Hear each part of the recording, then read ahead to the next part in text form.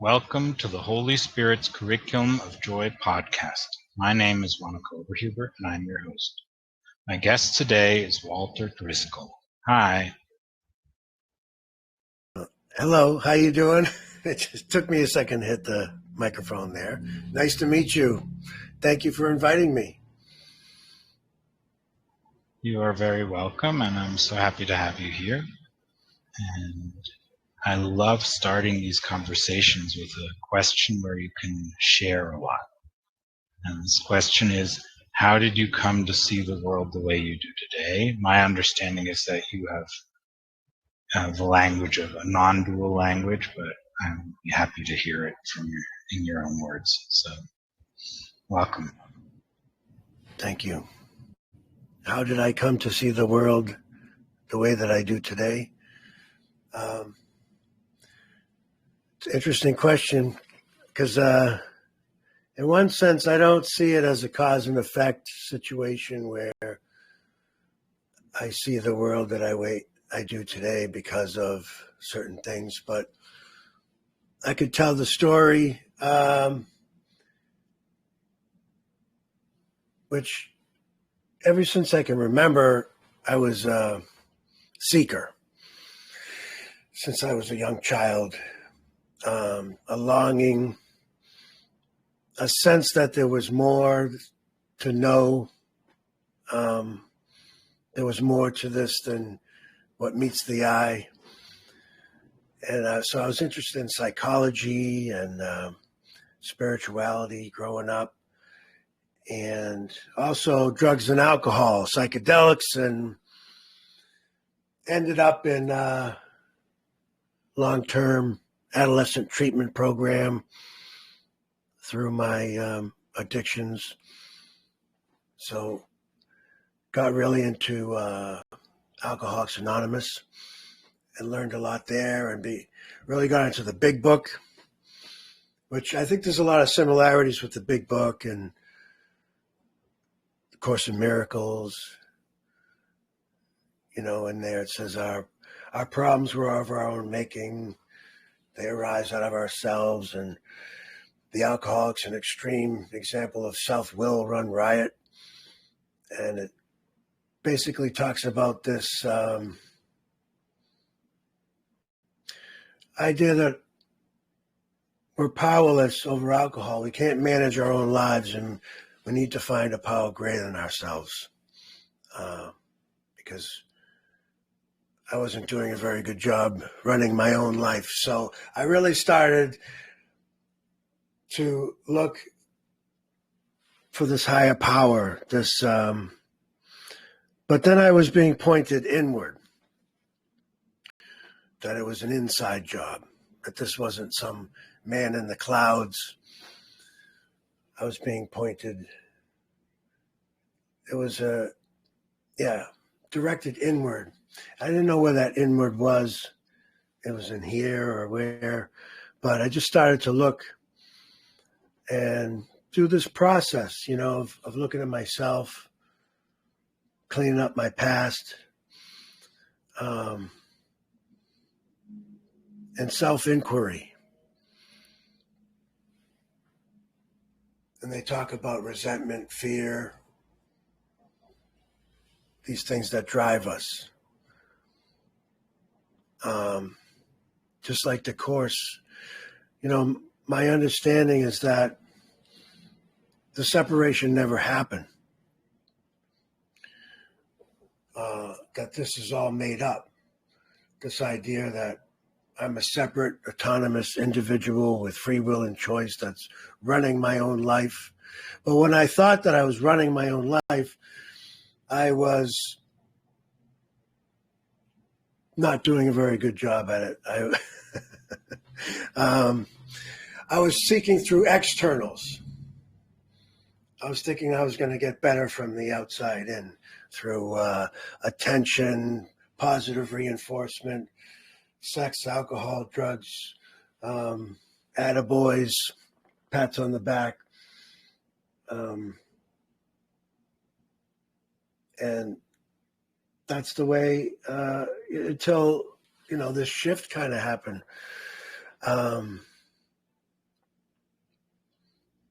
the miracle is this shift in perspective, that I don't see the world through this ego, as the Course would call it, in other places. The small sense of self, this dream, they talk about waking up to the dream. And you just wake up and you see, wow, been making it all up the whole time. I'm the source of love. The I am is the source of love, just beingness. There's nothing that I need to do. Somewhere in there it says, I am already free. I'm not a victim of the world I see. I give everything all the meaning it has. It's powerful stuff to see that, seek not to change the world, but seek to change my thoughts about the world. Projection makes perception. I'm projecting this evil, hateful world, and I'm a victim, and I've got to navigate through it and figure out how to come out on top. And it's not that way. It's the same mind that is creating that can also create something very different. Just by seeing there's no separation. The tiny mad idea, it never happened. That's the joke. That's the cosmic joke. The separation never happened. But the tiny mad idea is that, somehow I'm apart from God, and it's this crazy thing that I cast God out. He didn't cast me out. It was this bizarre, false sense of being separate from God that cast him out in my mind. It's a false belief. It's an illusion. So this seeking energy of being separate, of being apart from, and trying to find something, there's that saying, what's looking is what you're looking for. And it's like closer than your breath. It's always already, it's this conversation. It's this story I'm telling, which I forget where I was, but I think I was somewhere in AA. And then anyway, I moved on from that.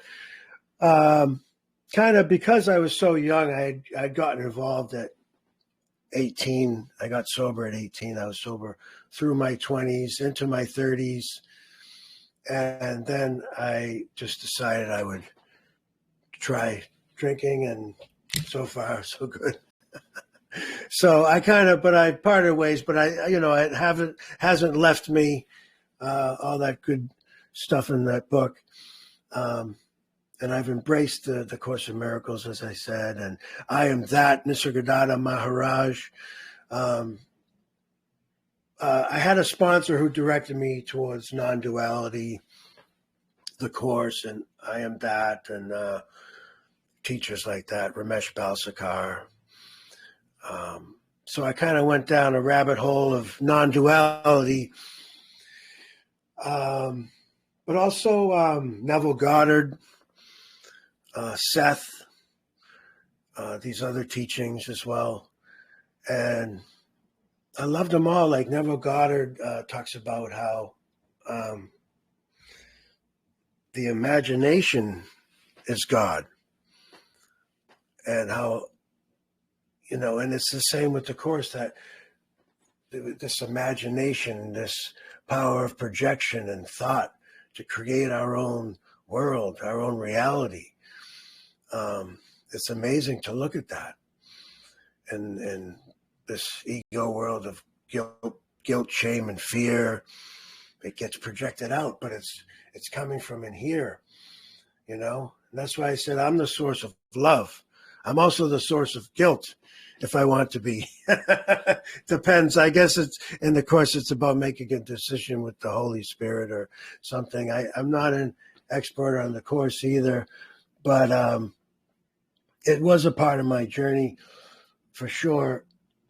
As you asked how I came to my worldview. So, yeah, it just kind of went like that, checking out different teachings. I did a lot of cafeteria style. I didn't just like do the lessons and do the course and be a Course in Miracles student necessarily, but I kind of bounced around from thing to thing and checked out this and that. And one day, just seemingly out of nowhere in a cafe, had this spiritual awakening, spiritual experience. Depends what you want to call it. Some people call it enlightenment, a falling away of a me, a sense of self. That sense of separation that I was trying to, that hole in my soul, as you've heard, that I was trying to fill with all that stuff. Even the spirituality. They say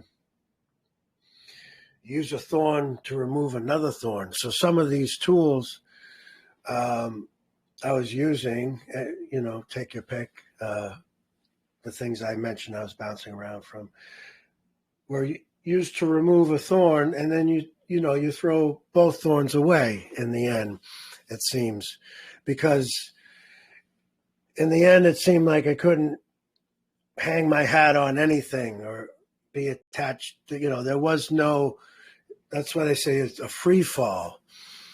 There was no one here it was just always already perfect, whole, and complete. Nobody was, the separation never happened. That's what was seen in the coffee shop, was that this appearance is the same as the walls and all the other bodies. And inside there was no ghost in the machine. There was no separate individual with autonomy inside the skull. It was all just one big, beautiful outpouring, one appearance from no thing. And there was no difference between this and the chair and the moon and the trees. And there was just nobody doing anything, but things seemed to be being done. But there was no individual doer. But there were still actions happening and people going to work, and I was going to work. But that sense of personal authorship was seen through, I guess, is one way of saying it. And all those teachings I had been looking at just finally made sense. It was like they say you can starve to death reading a cookbook. It's like I felt like I finally got to taste something off the menu, and I was like, wow, I know what the hell they're talking about now when they say something spicy. I know what spicy is, it's like you could describe an orange, but if you taste an orange, there's a big difference from the head to the heart, or an intellectual understanding. I wouldn't even call it an experiential understanding, because, there really was no one here experiencing anything. It just was this one happening, with nothing behind it, no source, no duality, really, which is like you said, is kind of where I'm coming from when I speak, because well, like I said, what I had been reading and learning about non-duality was just finally seen and realized, but it was beyond the words. You know, as they say, the map isn't the territory, and you can't get wet from the word water, and there really is no describing what already is, because there are no things. There is no separation. And I've heard thoughts are things, but a thought is no thing, just arising from no thing.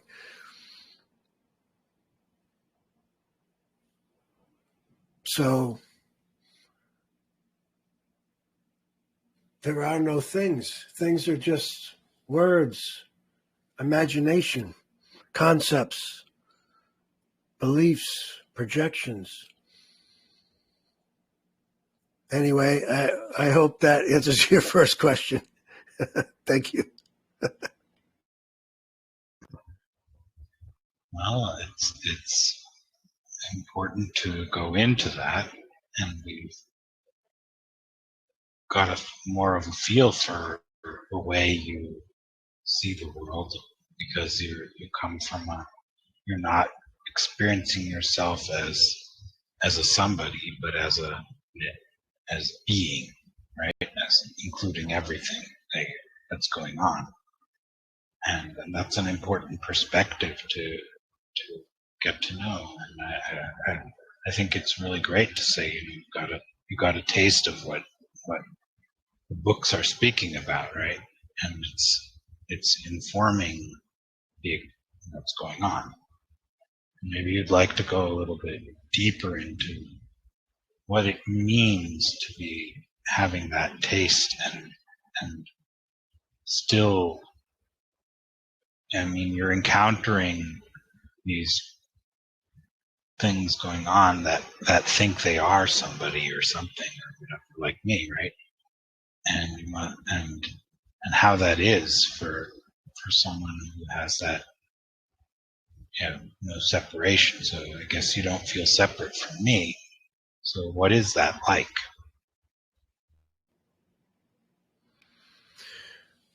Well, it's hard to say what it's like, because it's not like an experience that I'm having that I'm not separate from you. It's not like I'm experiencing my own absence. It's just seen, or I don't know how to say it, but that whatever's happening is this one beautiful outpouring. You could say it's what's apparently happening. It seems to be happening. Like the separation seems to be happening. You often hear the example of Santa Claus. You once you realize Santa Claus isn't real, you never believe Santa Claus is not somebody dressed in a costume. It's just, but it's different than that, because it's not like a belief. It's not like a new philosophy or a new understanding. It's just the way that it seems to be, that you and I are not separate. We're both arising from the same no thing, and it's being expressed there, it's being expressed here. Just as the body is one thing, but I have a thumb and I have, toes, and I have different limbs doing different things that aren't feeling the same pain or doing the same things, but it's a part of the same expression.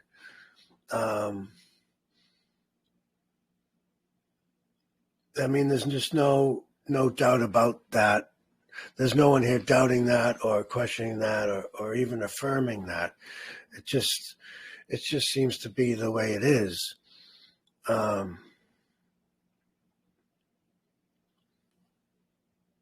that there's nothing behind any of it. But I see even science, with something that seems to be way over there is communicating or reacting and responding with something way over there. And there's this connection, it's an unbroken whole. So, yeah, it's not a belief or I think it's a guy named Wayne Lickerman. He says, he has a few books and a popular speaker. He says, it's like describing what it's not to like, what it's like not to have a rock in your shoe. Like if you're walking around a long time, you got a pebble in your shoe, and then it gets removed, and it's like someone's asking you, what is it like not to have a pebble in your shoe? It's really an absence of something. Some call it a contracted energy, or a thought, a belief. It's tough to describe, but it certainly was something that needed defending, that needed propping up, that needed reinforcement, that needed all kinds of things. The me, this false me, this false sense of self, false sense of separation, false sense of authorship.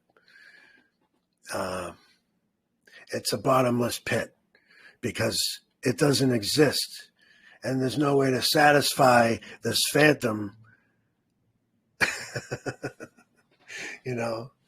this thing that doesn't exist. It's insatiable. And the only way to satisfy it is by saying it never was to begin with, it seems. So, anyway. Yeah, I think it's really important. I believe that many of us have had glimpses, right? But this actual abiding in this way of being, right, in this experience where it can be explained as you were, right? Explaining it is a different story than having a glimpse of it. So, did you have glimpses before this became something that is a everyday experience where you no longer have to think about it? It just is the way it is.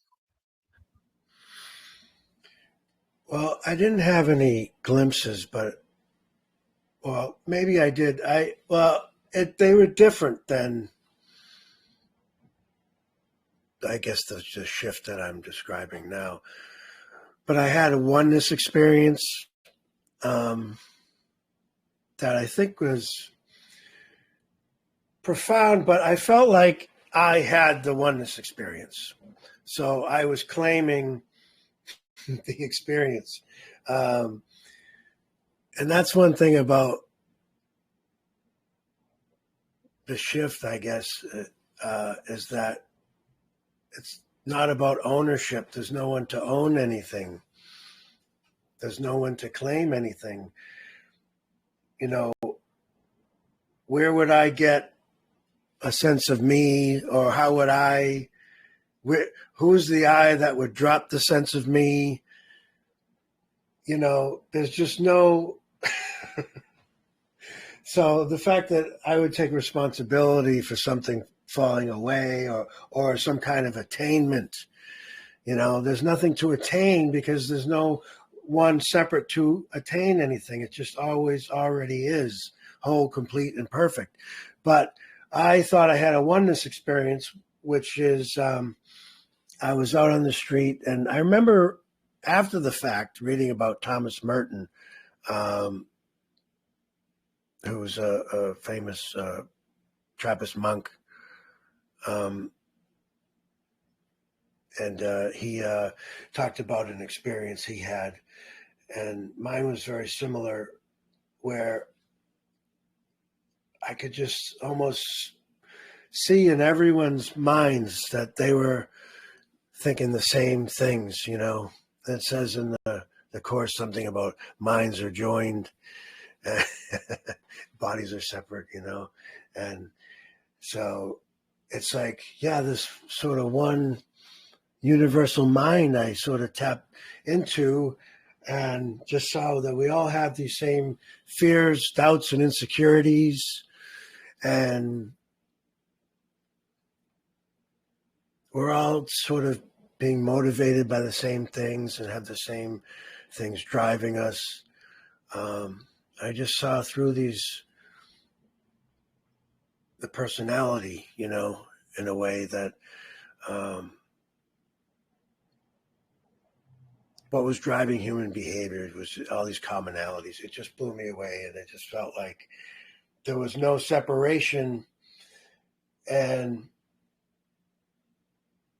just this unicity and oneness. It was pretty moving. But again, I did feel like I had that, and it was kind of also, it stayed with me, but the experience itself was kind of fleeting.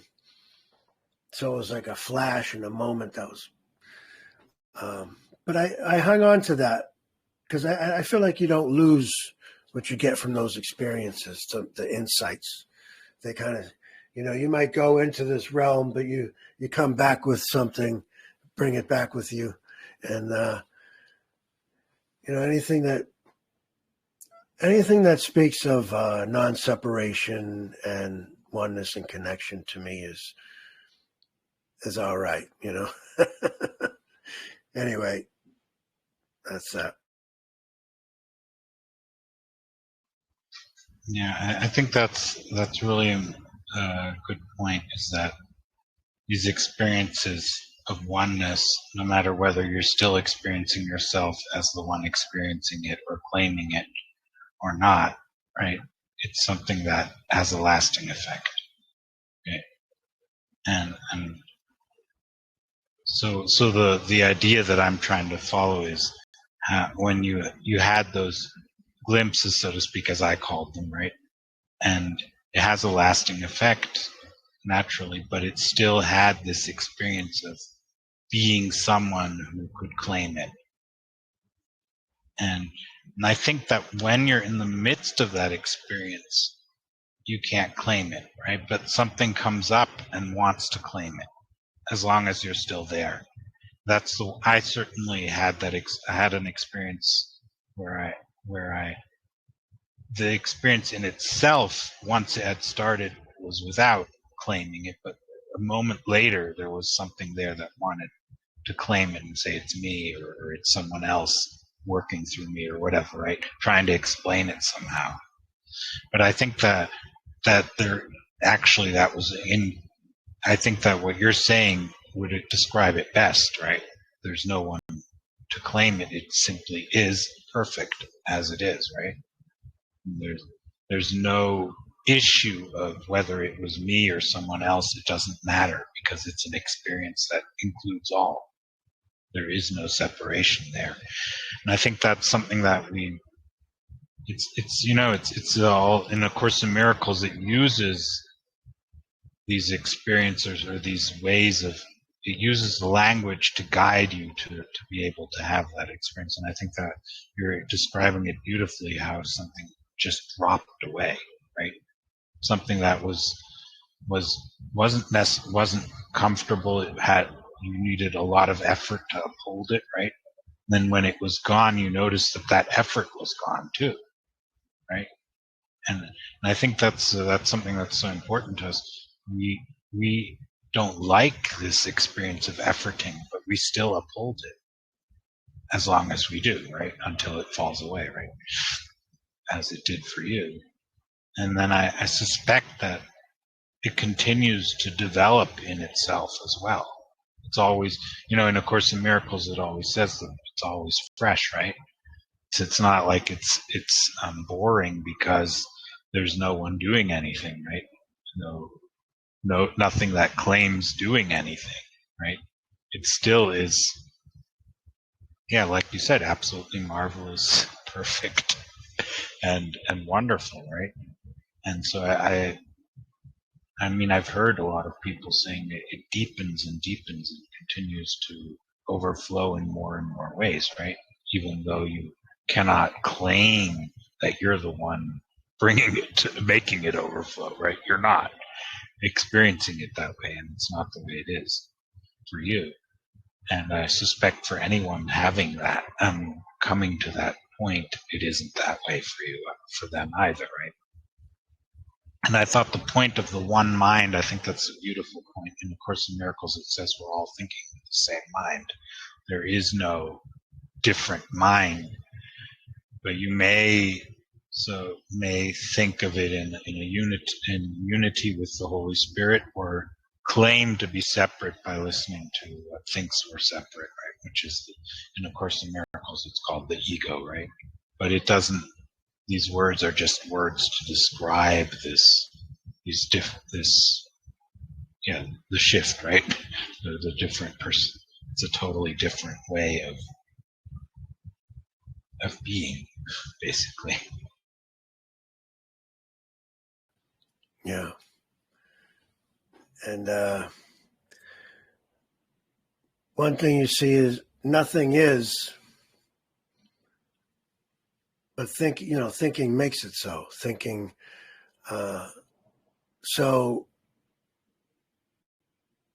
just experiences, or I think the deepening is what I wanted to speak to, is what you're getting at. And I think this nothing is, apart from mind. Nothing is apart from what, it's like what I said about seek not to change the world, but what you believe about the world, or however that quote goes. It's, the world is nothing.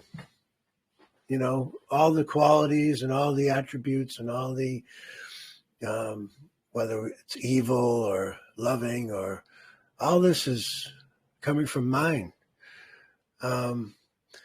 So I think this is where the deepening is what kind of a world do I see? And where is that coming from?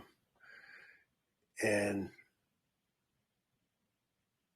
I'd say that's where it's brought me, to kind of look at that. And it doesn't matter, it's not like I'm super radical non-duality where I'm just saying there's no one here to do that. Like, that's been seen as well, but there's no one here to tie my shoes or take a shower or brush my teeth or do anything. It's just all just happening.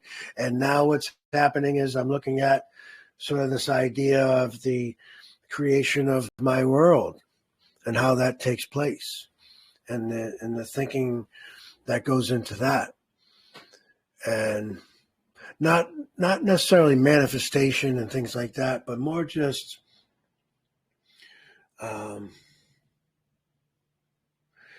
it's that there's a quote: when you change the way you look at things, the things you look at change. And I think it's kind of like that. The more and more I could look at things differently and just experiment with that and see how that my world of experience responds to that, and see how that works. Because what else is there? What else is there to do? Just having fun. I learned in the course, the world is my classroom.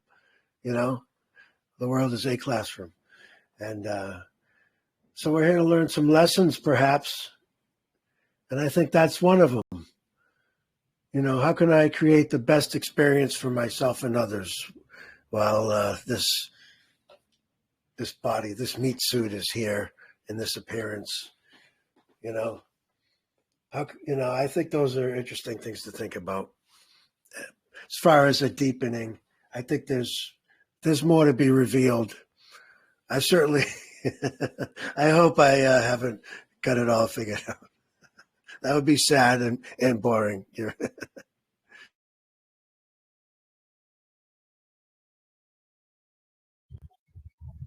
Yeah, and you expressed a lot about having allowed various teachings into your life, and how they all brought you to this open-minded space where you are now. Right? Speak about different things. You can use non-dual language. You can use the non-dual language of A Course in Miracles. That sounds somewhat different, right? But it still is a non-dual language, according to my understanding of it, and others, many others. And then there's even, I think there's dual languages that actually we are appealing to the non-dual as well. So, you know, and as you said, what I thought was significant, you said, you saw how all that you've been viewing as separate from you is actually thinking the same way as you are. There's no separation in truth. I think that's very significant, because to experience yourself as not separate but as actually joined, it's one thought going on. That's what the experience I was speaking of previously. Everything was singing the same song. It was one song, one melody, one harmonics, one lyrics, right? It was all one. There was no separateness in that, right? It was all one. All was wonderful and beautiful and glorious. And I think that's significant, that is a way of understanding, of interpreting everything that is legitimate. People who have separation thinking, might think, well, how can you think that way, right? That can't be true, right? That doesn't make sense. I have my own. I need to get this. You don't, right? You like pizza. I don't, right? That makes us separate. But the way you were describing it, that's not what you're speaking of, right? This doesn't make any sense to a non-dualistic point of view where everything is joined. And I think one of the funny quotes from A Course in Miracles about this is that we all can agree that we want to be perfectly happy. I don't know what you want to say about that. We all agree we want to be perfectly happy. Yes, oh, absolutely. We're, I think I'm trying to think. It's been a while with me with the Course, but either running towards love or away, what is it? Away from fear and towards love, or something like that, right? Or away from love or towards love. It's something like that. But that's the way I think. I mean, there's really no movement, but there's just this mind movement of moving away from love or towards love. But it's all love. That especially in non-duality, they talk a lot about unconditional love. And it's funny because unconditional love can appear as anything, including hate, anger, war. It just means that anything is allowed to appear in this dream. Anything is allowed to show up.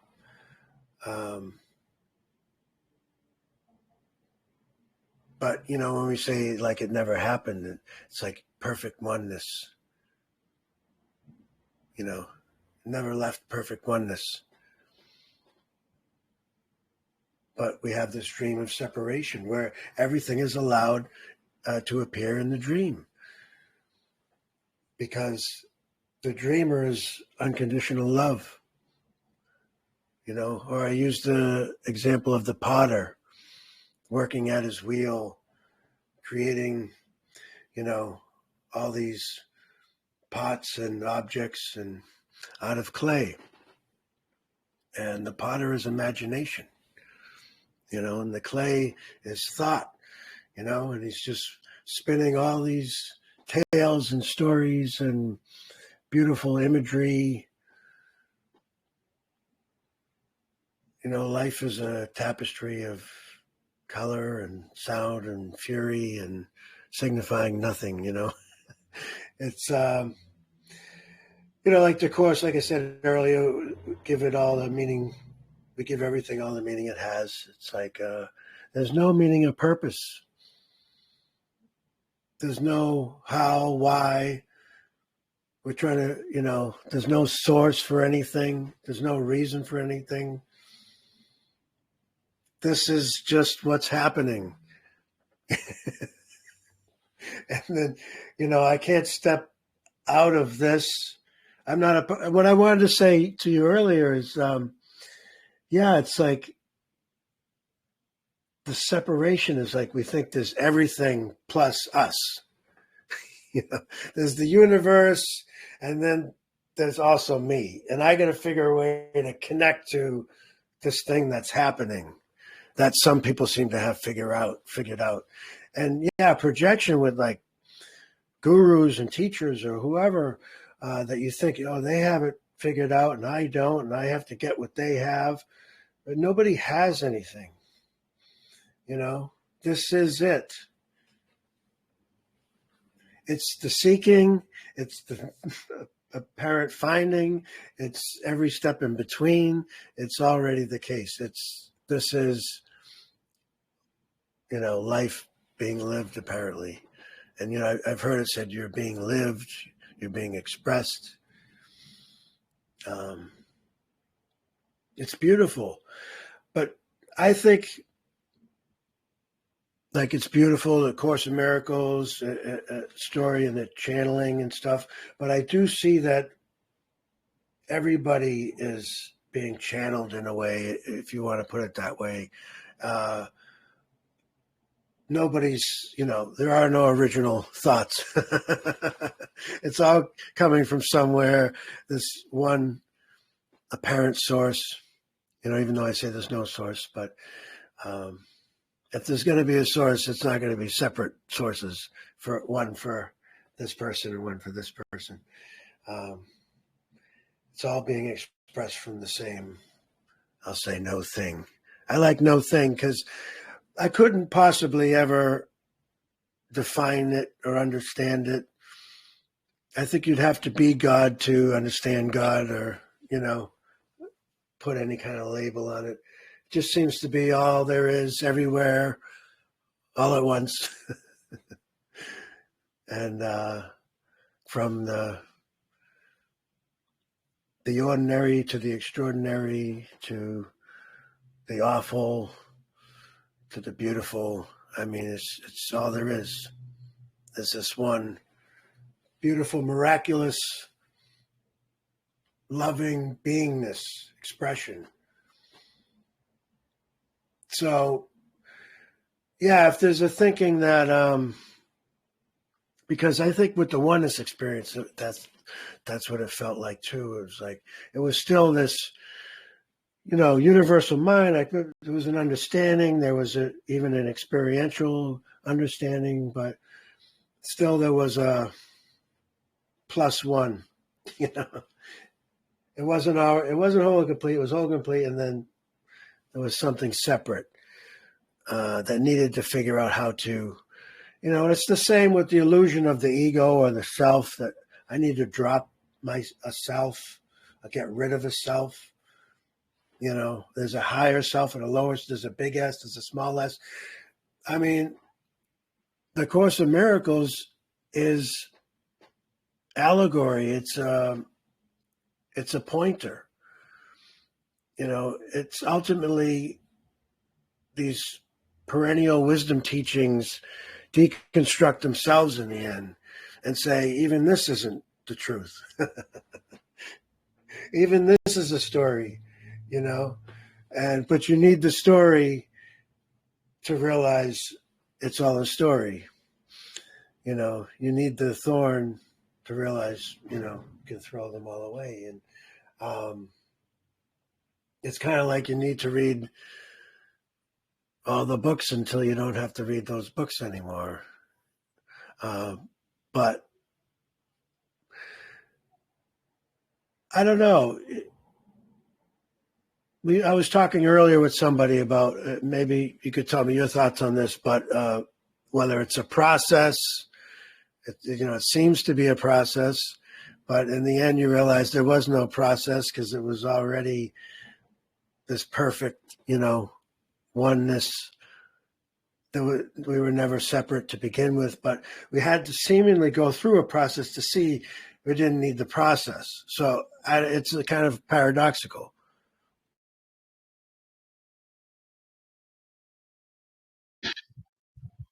Well, I guess that's why it says the world will end in laughter.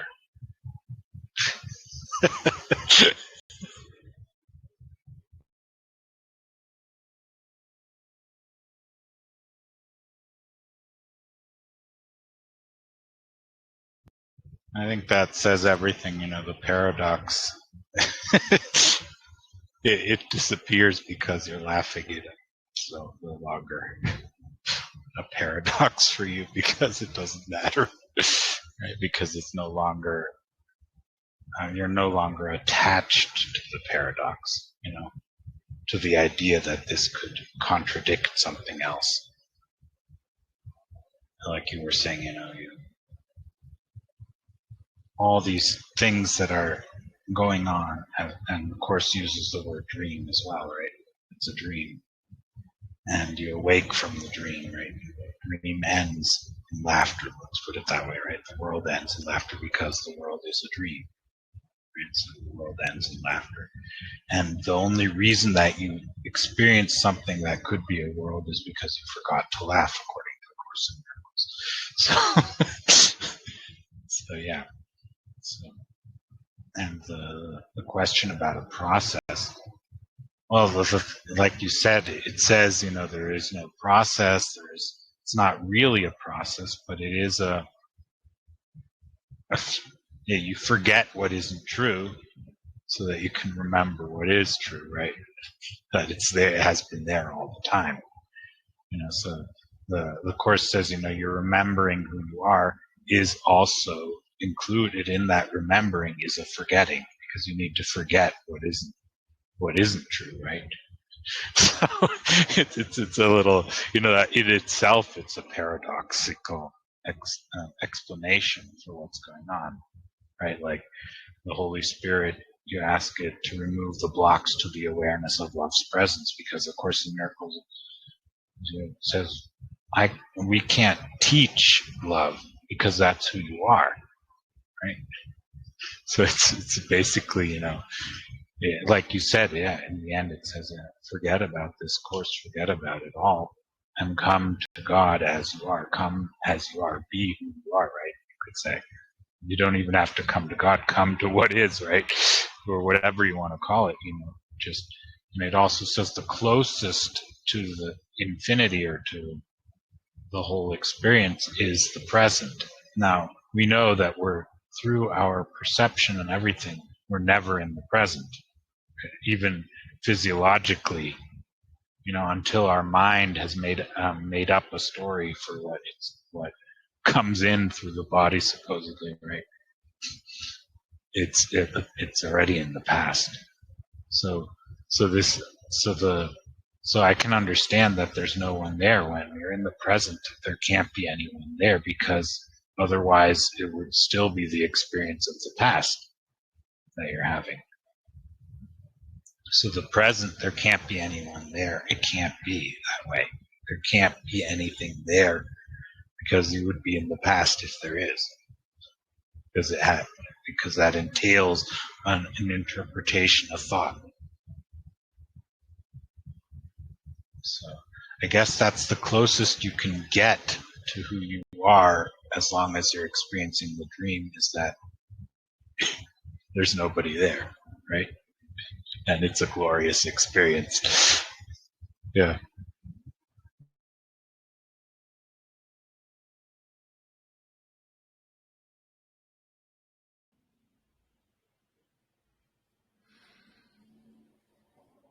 Well,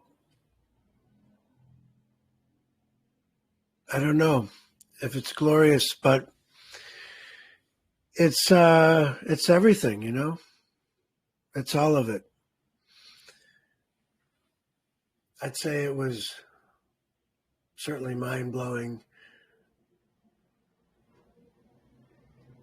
you know. um,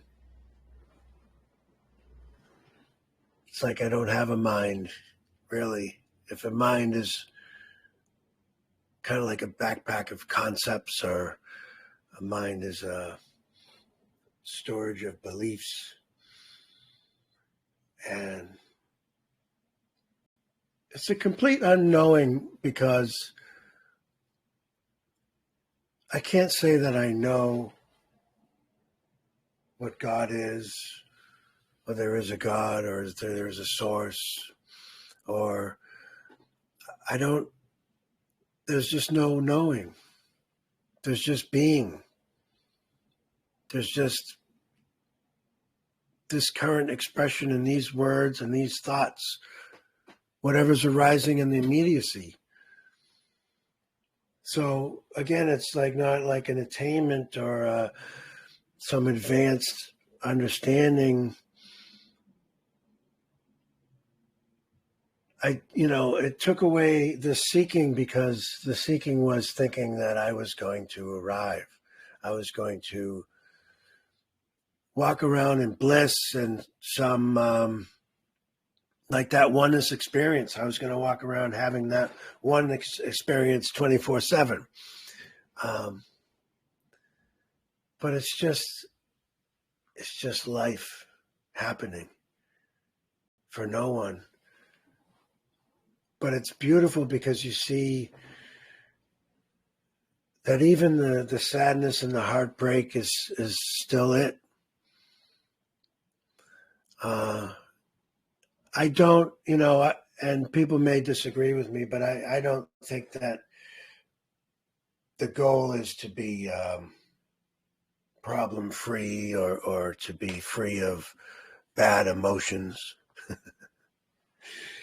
It's just, there's no one here to fight those emotions or to rise above them. That's all there is just what's coming through this body.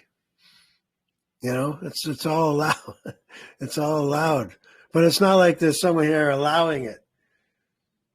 There's not a gatekeeper of emotions saying you're okay, you're not okay.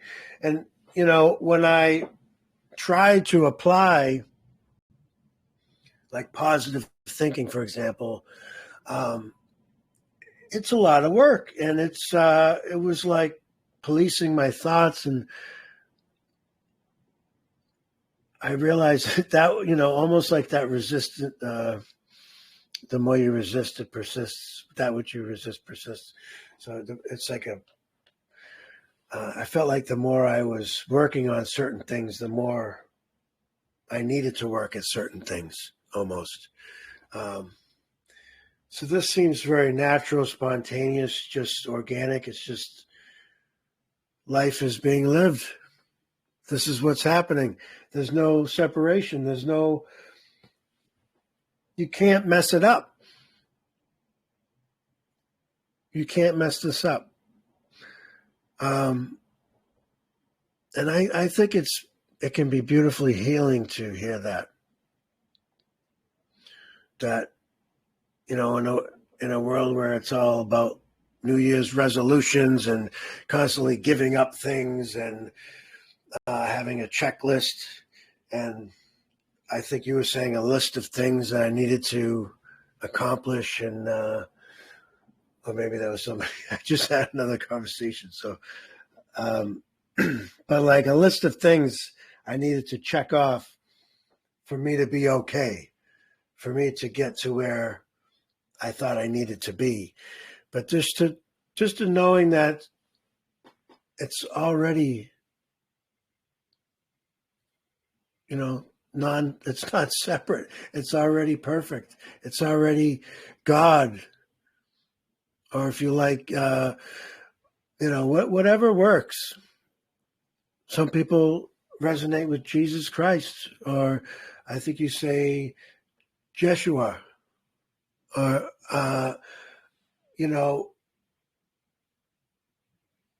if there's only oneness,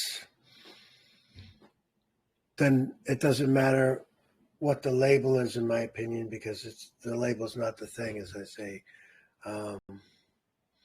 Some people say energy. You could think of it as a countertop with a blender and a toaster and a microwave. They all different appearances. They all seem to be doing different things, but they all plug into that same power source. And it's the same energy animating and giving life to all these different separate objects. It's the same life force, if you will. So that's what's magnificent. It's more of the awe and wonder. Rumi said, sell your cleverness and purchase bewilderment. So it's not about learning and quoting and understanding these dense, complex systems. And science is beautiful, and I'm interested in that, but I don't think I'm ever going to figure something out. In other words, that's going to get me to the next level, because like we said earlier, maybe you go through levels to see there are no levels, or you go through a process to see there are no processes. And it was always this way.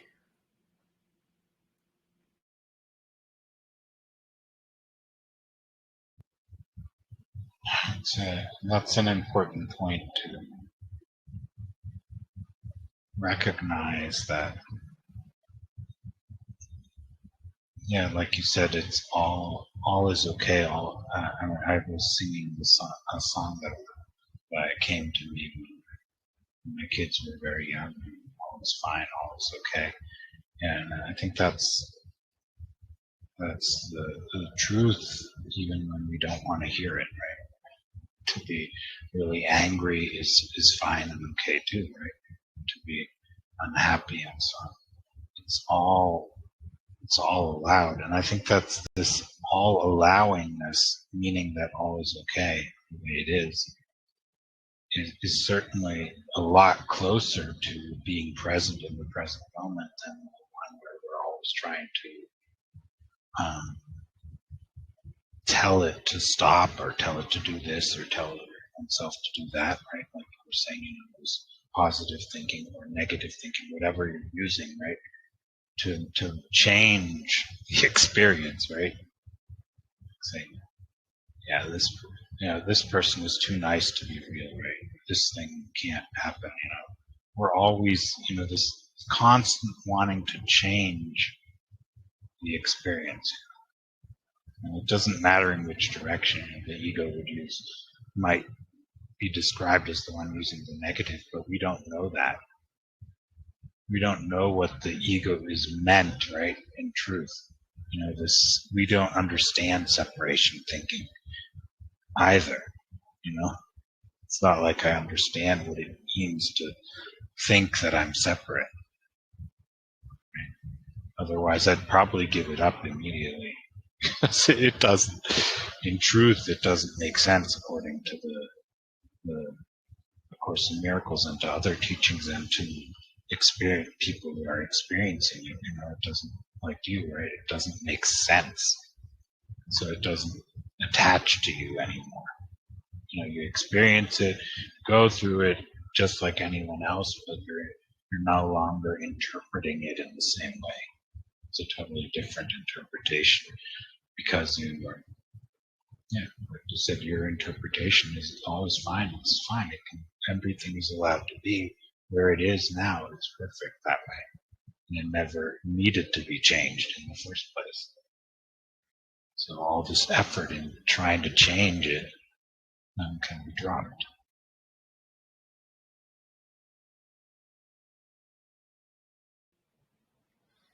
It's like the Wizard of Oz. The wizard didn't give the Tin Man anything he didn't already have. And that was the message. You know, he had it all along. You've been home the whole time. And it's the most beautiful message, that I've ever heard. Because everything seems to be about getting somewhere and attaining something and self-realization or self-actualization or self-help. And then when you see there is no self, it's kind of funny. And all those things were beautiful. And I'm certainly not, I was a big fan of a lot of people that would be considered self-help or even motivational stuff. I really appreciated that, and I think it had its place along the way. But the ultimate message is just already perfect, whole, and complete. And if you're not where you want to be in your career or with your weight or with whatever the circumstances are, even while you're working on yourself or you're striving or you're feeling guilty, it's still whole, perfect, and complete. Every step of the apparent journey is already perfect. And I don't know, it's so amazing because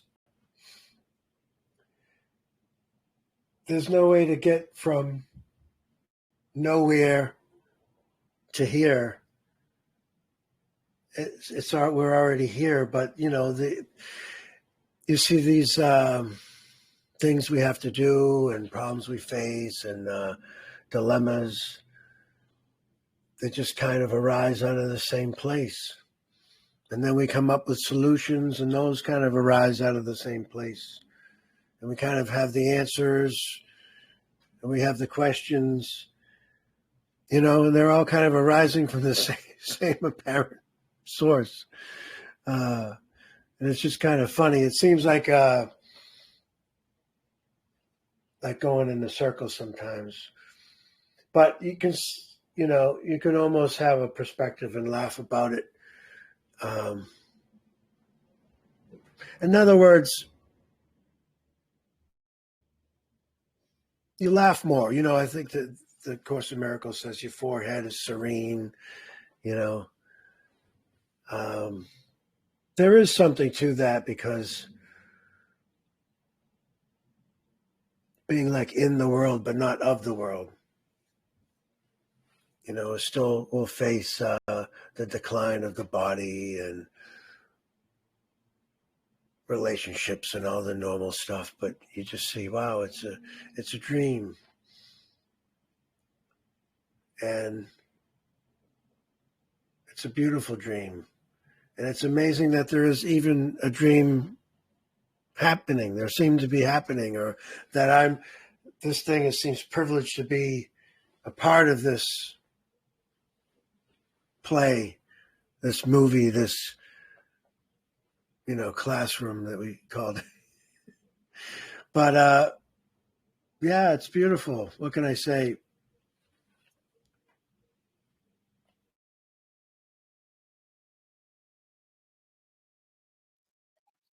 Yeah. Yeah. Dream, dreamer, all these expressions that we use. And it's all just to point to something. And I like the way A Course in Miracles speaks about it. It's not about the form, but about the message. Or it's not about the experience that you're having now or what you think it is going on, but it's about what is actually going on. Something that you cannot even use. And what's going on is not just even able to describe what actually is, because it's way beyond that, because this isn't the truth of the matter. That's why it's an illusion, right? It's not the truth, because it's not. It's actually so. This, the truth never changes or is always the same, and yet it's always delicious or horrible or whatever you're experiencing. Your interpretation of it is, but it's not the truth of it, right? So it's not really horrible and it's not really delicious at this moment, right? It simply is who you are. And to describe that, all these interpretations and things that we're doing, are only, basically distortions of what's actually true because of the way we're describing it. Yeah, I don't know. It's just some thoughts on it. It's a pretty awesome thing to think about. And I think it's important that we're talking about it.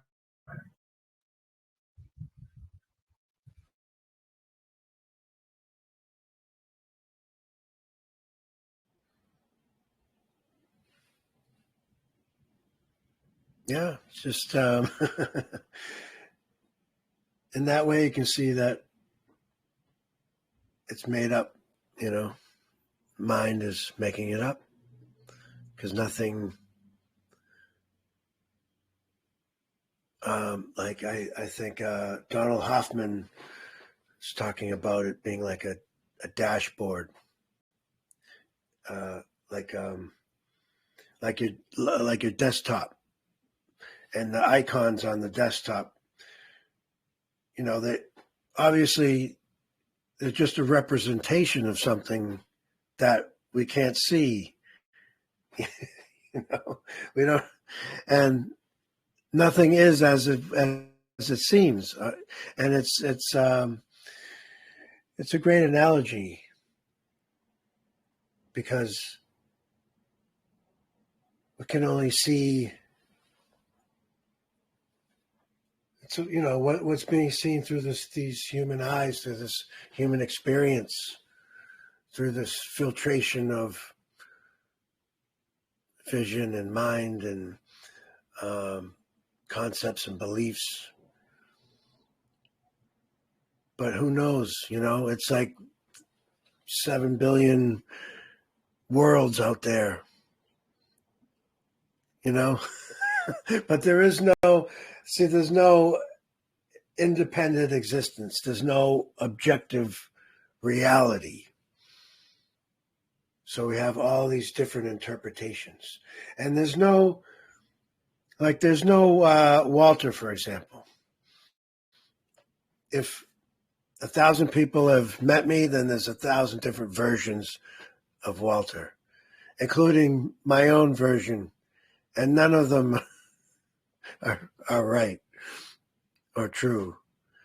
It's just what appears to be. It's just a mind-made interpretation of who and what Walter is. And even this doesn't know. So it's an interesting thing to think about. Like a relationship always has all these different characters in it. It's not just two people. It's what I think about me, what she thinks about me, what I think about her, what she thinks about her, and then, and then it's just crazy.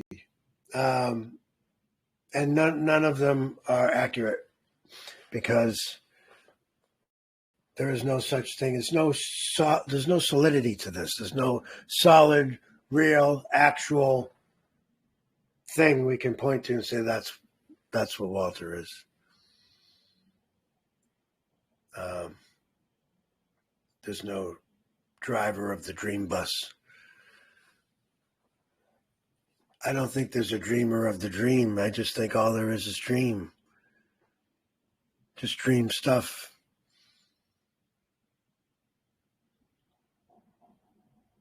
But I don't know. Just Yeah, it's an interesting thought. I mean, in the Course in Miracles, it likes to explain it through steps, right? As we're dreaming this dream of separation, we're unhappy, the unhappy dream, so to speak. Then there's shifts that happen, and you open up for more of a deeper way of being, I guess. Then it comes to the real world. And it's a happy dream, right? It still is a dream. It's a happy dream, right? And then beyond that is what if you use Christian language, say heaven, right? And that's something that arises from there, but it's not you doing it. It's something beyond you. You say God, right? That the last step is done by God, right? By that which we cannot explain, right? That it goes beyond all words and all descriptions. And then you are there, and then it's over, right? This dream is over then. And our attempts to describe that, right, are, they're manyfold. So yes, according to A Course in Miracles, there is a reality, an objective one, right? But not one that we could describe, right? All our descriptions will never get there, right? Because it's all a dream, right? All these descriptions are dream descriptions. So it's just, but yes, the closest to that is the happy dream, right? Within the dream experience.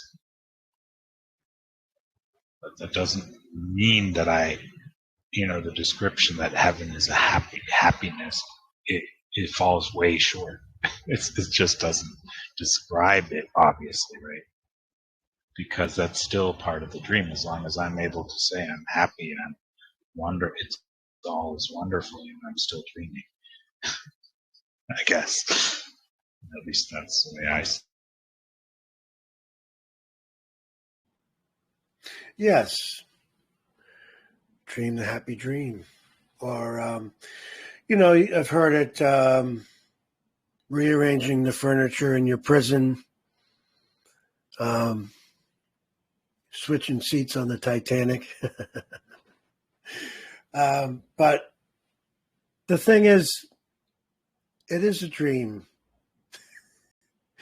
And why not have a happier dream?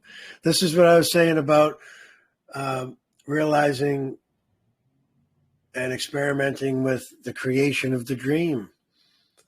And yeah, why not focus on that too? How to have a happier dream. This is why I encourage and support and honor and respect all modalities such as therapy and Course in Miracles and non-duality, be it radical or otherwise.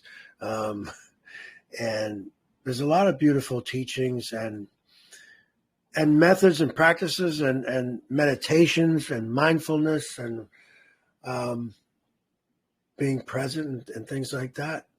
Because if they can bring about a happier dream, relieve stress and anxiety and bring a little more peace to the day, I totally support that. Because I don't think non-duality is more descriptive rather than prescriptive. It's just saying it's already whole, complete, perfect. There's no separation. And but it's not saying here's what you should do so you can see that, so you can realize that, so you can experience that. But so it's just kind of stating the obvious that we never left heaven, So, but at the same time, it's not a negation, that this dream is happening. I'm in the dream, and I'm doing the same thing. I'm trying to have a happier dream. I'm doing things to improve my so-called life. I think that's they talk in the Course about level confusion. And I'm no expert, but I believe my understanding is it's like there's the relative and the absolute. The relative, I got to go to work. I have relationships. I have 2 kids. I have this apparent life. And sometimes there's challenges and I got to talk through them with people. And then somebody will come. This is where the level confusion comes in from this radical perspective and say, well, there's nobody there to have relationship problems, or there's nobody there to have challenges with their children. And it's a misunderstanding.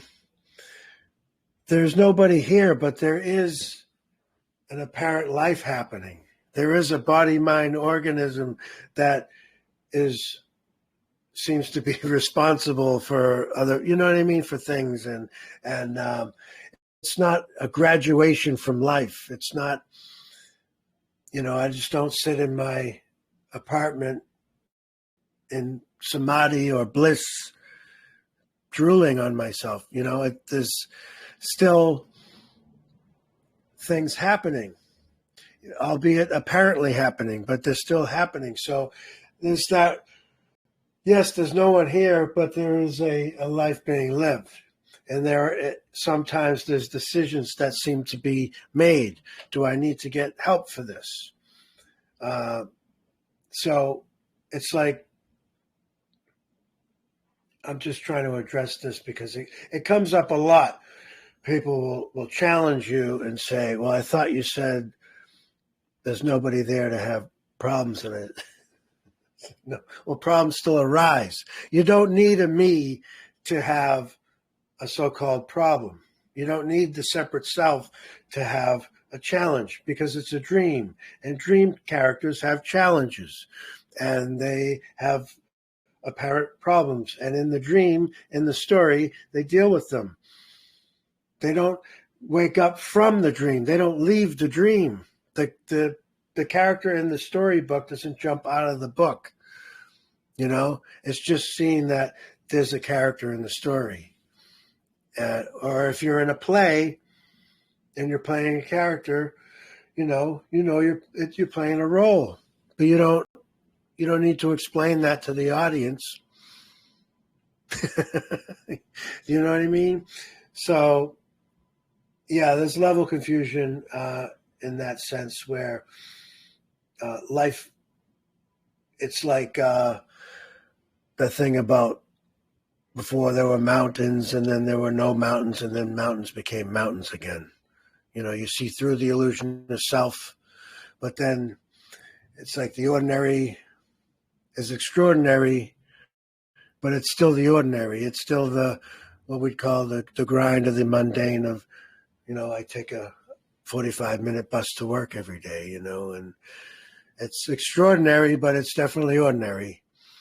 And there's still an apparent body mind that has to get on that bus and do the thing.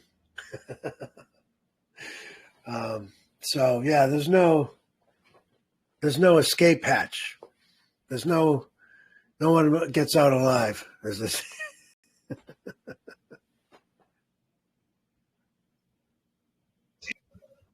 Yeah, there's a few thoughts you can put on that. A thought never leaves its source.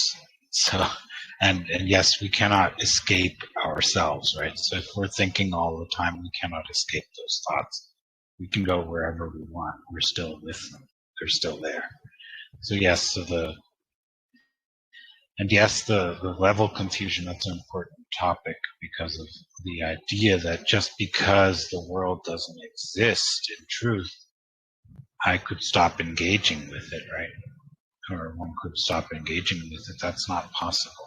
It's just like I can't escape the thoughts going on in my head, right? I can't run away from them. They'll pop up no matter where I am in the dream, in the world, or whatever we call a dream, and so on, right? It's still going to be there. And so, yes, be practical about things, right? That's all you can say, Live life as a normal person. It doesn't make you a extraordinary person. You don't have to act extraordinary in order to live a life, right? You need to act normal.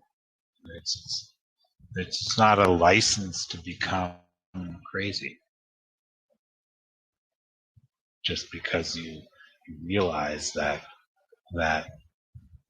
it's arising from thoughts and not something that actually exists as you interpret it to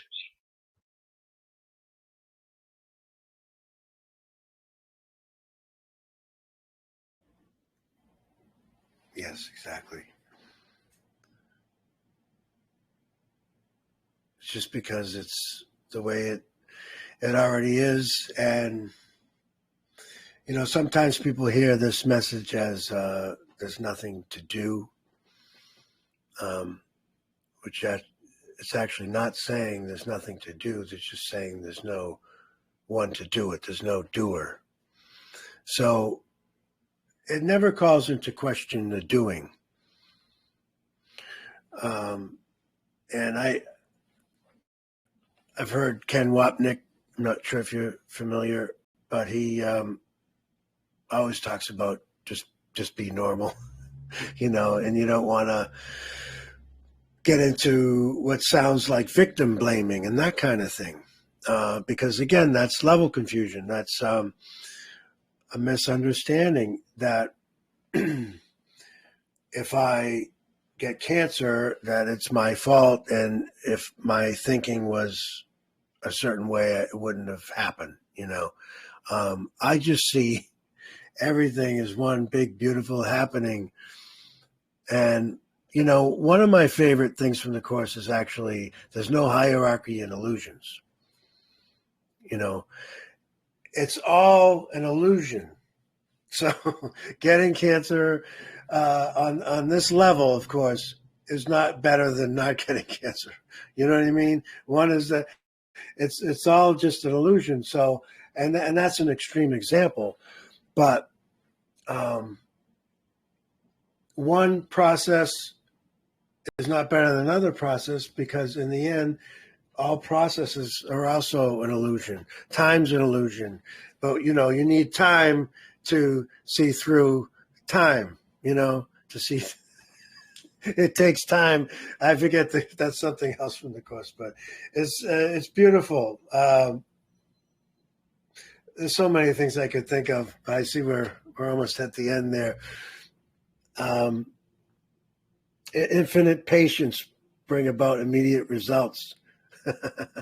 I love that too, because that shows it's all relative. Yeah, if you have infinite patience, everything's in the immediacy. But yeah, so no hierarchy in illusions is a pretty profound statement, because it's all just this. And one illusion's not better or worse than another illusion. It's just an illusion.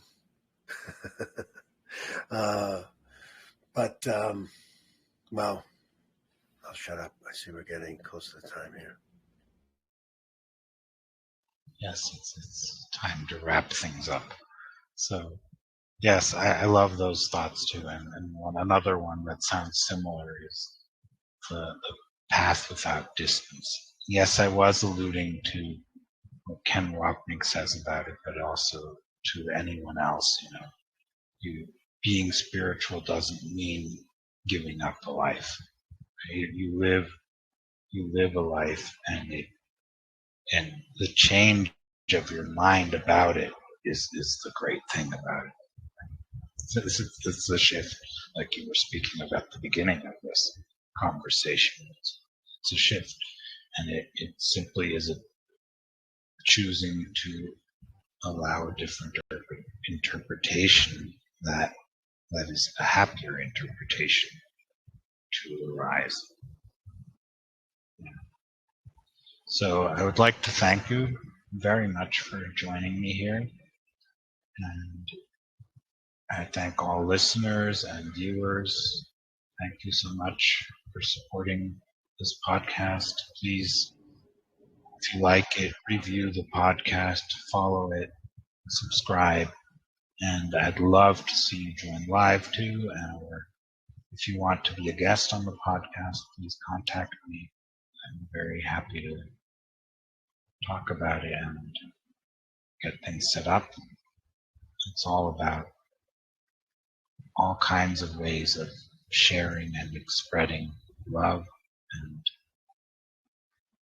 and connection. As we were speaking of, we are all one, and this oneness needs to each other. And I like the quote also from A Course in Miracles: we're all walking each other home. So thank you for joining me in that. All the very best. And if you'd like to share verbally how one can reach out to you, please do, and then we'll put it in the show notes afterwards so that it's easy to access. So thank you once again.